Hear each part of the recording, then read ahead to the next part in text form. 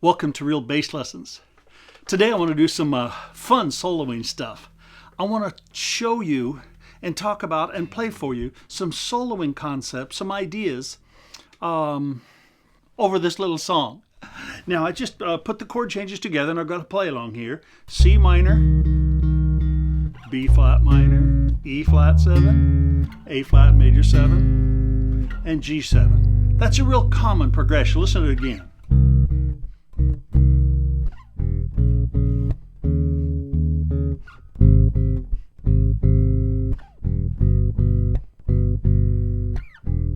Sure, there's lots of tunes that have that fundamental groove in it. Let me play just for a second, and then we'll start to talk about it, okay? Here's my play along.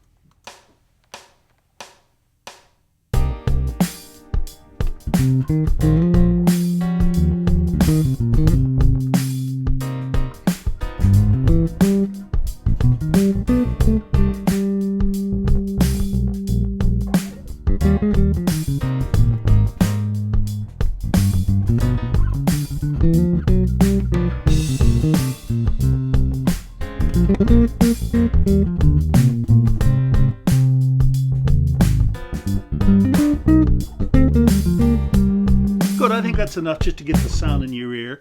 Cool. Now there's a couple of ways to approach this. There's any way to approach you want, but there's a couple of common, and that is C minor pentatonic sound. People play the pentatonics all the time. Works perfectly over these groups of chords. As a matter of fact, you'll see guys demonstrating sometimes unbelievably fast chops, doing a bunch of stuff, and it sounds real impressive, which it is, it's cool, but they're simply working over a set of chord changes that allows them to not worry about changing tonalities. Watch this. Sure, C minor pentatonic. Watch this again. Here's my play along.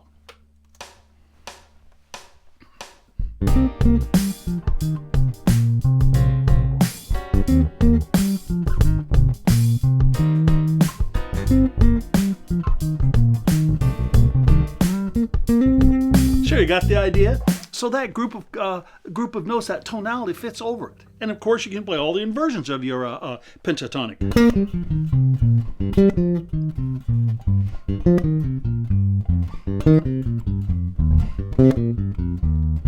Sure, and that's very common. Like I say, you'll see guys doing that a lot. Now, what I tended to do there was I tended to make it sound a little, when I was soloing, a little more jazzy. How did I do that? Well, I used those pentatonic sounds, but I also emphasized some of the chord changes in there that had some different notes. The first one is I emphasized the 5 chord, G7, more particularly G augmented.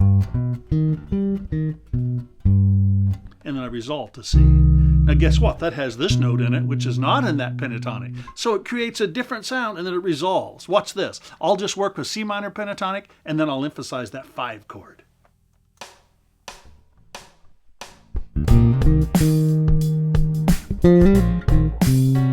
Here it comes. Now. Sure, again.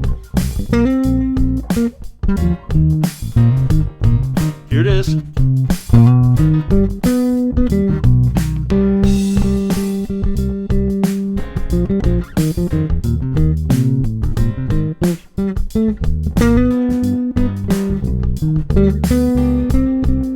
Cool, that's one that I play a lot.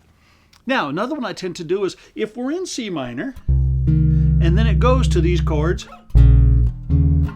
well, that's a 2-5-1, B flat minor, E flat 7, A flat major. So I'll emphasize some of those tones that work there that maybe are different.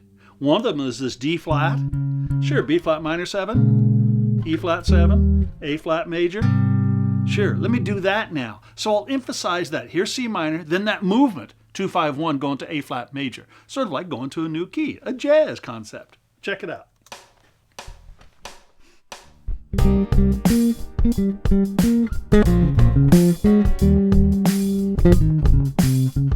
I'll do it a little slower, a little simpler.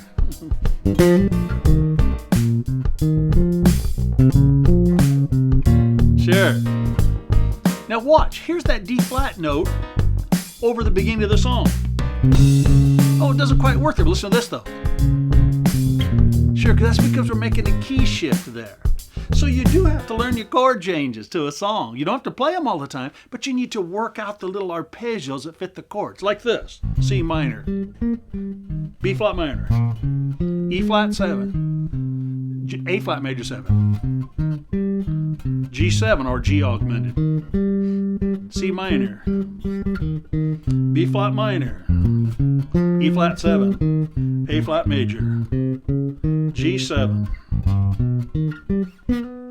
Sure. And then there are times that I'll play those, I'll emphasize those chord changes to hear that movement, and other times it sounds good to let them go by and just sit on that pentatonic. Now, there's a bunch of other notes I like to play too. I like to play a bunch of other tensions, but I don't really think of what they are. I just have played them enough. By the way, you have to sit and experiment with these to find notes that are tensionful and ones that are resolution. You have to work them out. It's not a concept of playing songs. No, it's playing a song and working out sounds that sound good on it. I had a good friend, saxophone player, Bob, one time, and he says, man, when I was growing up, I said I played in big bands all the time. And they'd give me a solo, and I'd stand up and play my solo, and if all the guys were like, yeah, digging it, I'd keep playing. If I started playing some notes and everybody's like, no, they weren't digging it, well, I didn't play those notes anymore. Simple as that. I worked out the ones that sound good. Let me just improvise a little bit here and see if you can hear some of those things now. Check it out.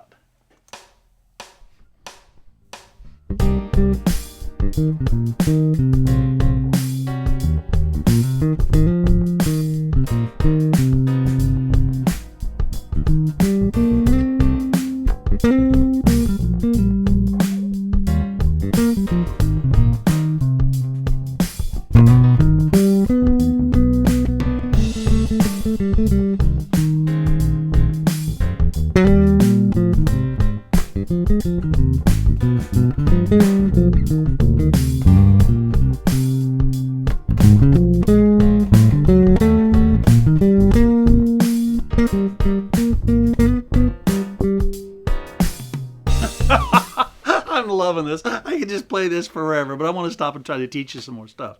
Sure, I played a little. That one was kind of interesting. That tension one, I did this. Here's my C pentatonic, and then I did this for B flat minor.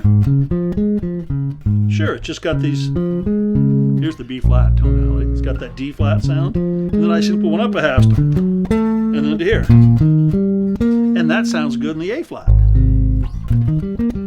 So I played a stable note, went to another stable place, then I moved up half step, created a whole bunch of tension, which resolved again. It's all about creating tension and resolution.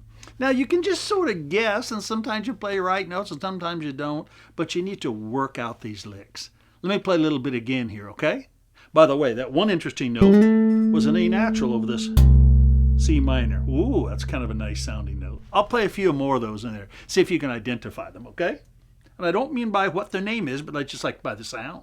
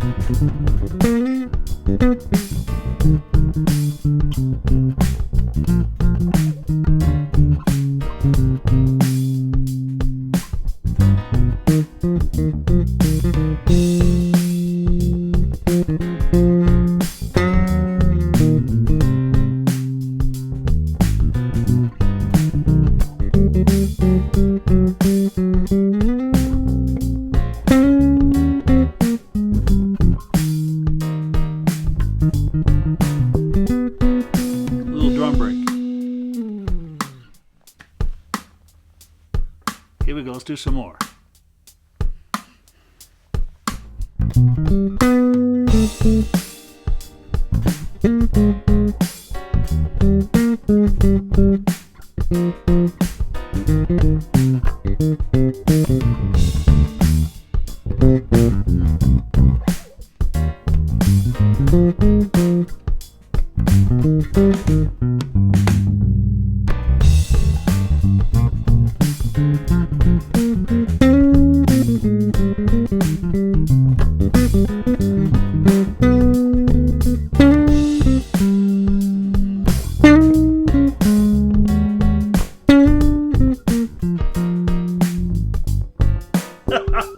I said, I could just do this all day. Let me emphasize some of those. I'm playing my pentatonic, show just a very stable sound over this song.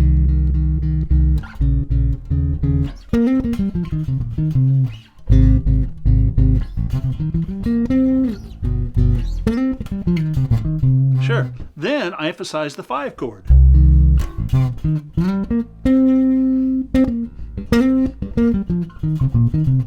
Here comes a 5. Sure.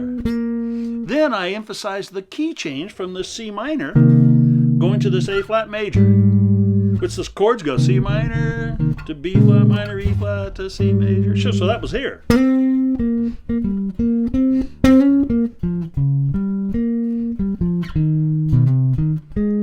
then the 5 chord. Back to just some pentatonic.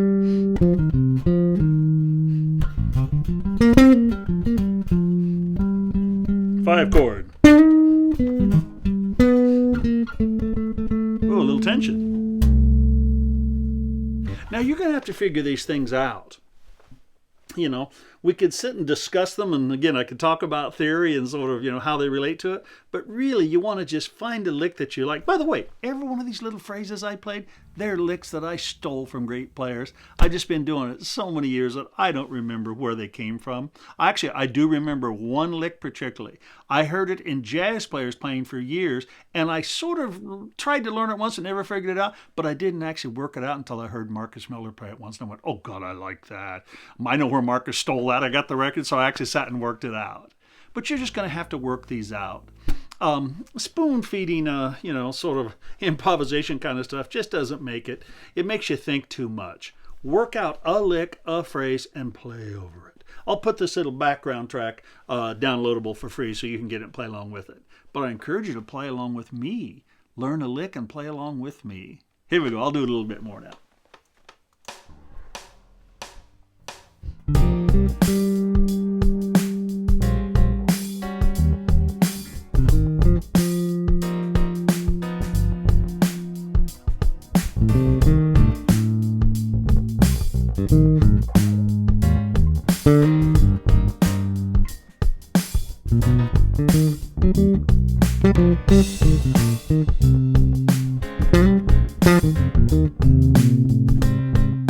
By the way, I assume you can hear it's all about playing good rhythm, huh?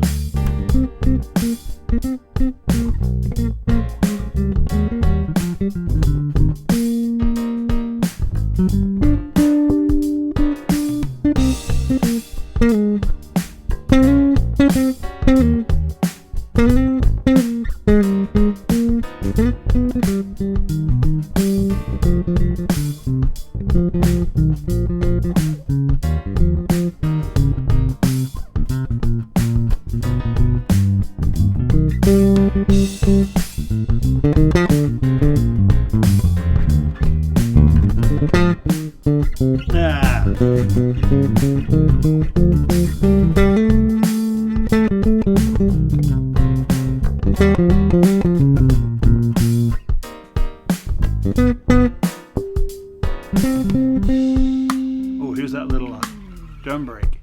Let's regroup here. Also to start back at the beginning.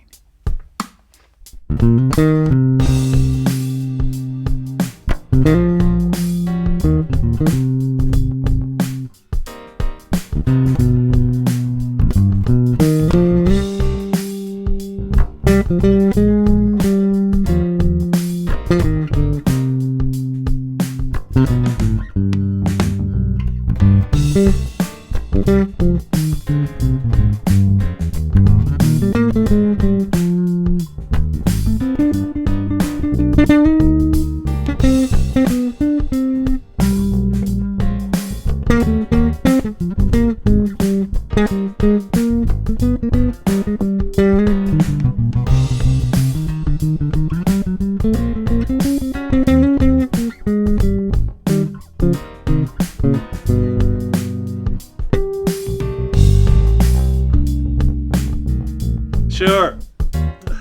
Now, if you dig some of that stuff, you got to steal it. You got to work it out, okay? Fire it up. Get after it.